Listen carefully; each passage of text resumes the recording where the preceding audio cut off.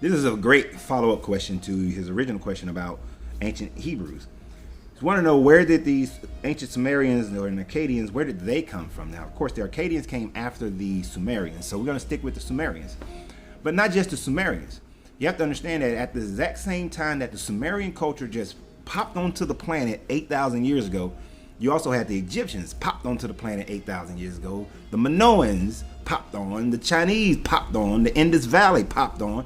And a few other societies just popped into existence, fully civilized, with farming and building construction, irrigation, all these different things. Now, according to most of their story, and I'm going to center on the Sumerian version, the Sumerians say that the Anunnaki showed them. They said the gods just taught them and showed them how to do these things. And according to their Sumerian story, the original Anunnaki, Enlil, An, Enki, and then Harsag, were down in the Apsu, southern Africa. And they said something very similar to what you've heard before. Let us create man in our own image. According to the Sumerian story, the Anunnaki created man down in the Apsu.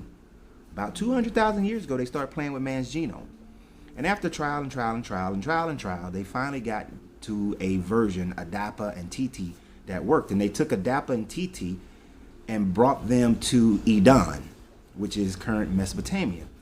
And there they were able to handle all the needs and the wishes of the gods, or the Anunnaki, so to speak. And they were able to mine the gold. This is what the Sumerians say. And by the way, the Sumerians didn't call themselves Sumerian, they called themselves Kingi.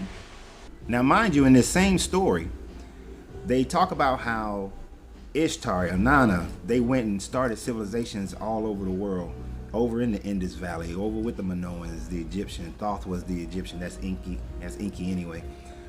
But how does archaeology matches up to that? Well, archaeology does match up to show that all of a sudden 8,000 years ago, these civilizations just popped onto the society and they just knew all these different things.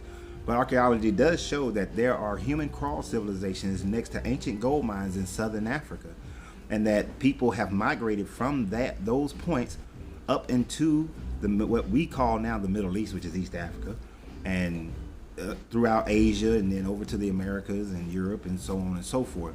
So the migration pattern out of Africa, which I know a lot of people disagree with, but it's just too much. It's more evidence for that than people just poofing up everywhere else.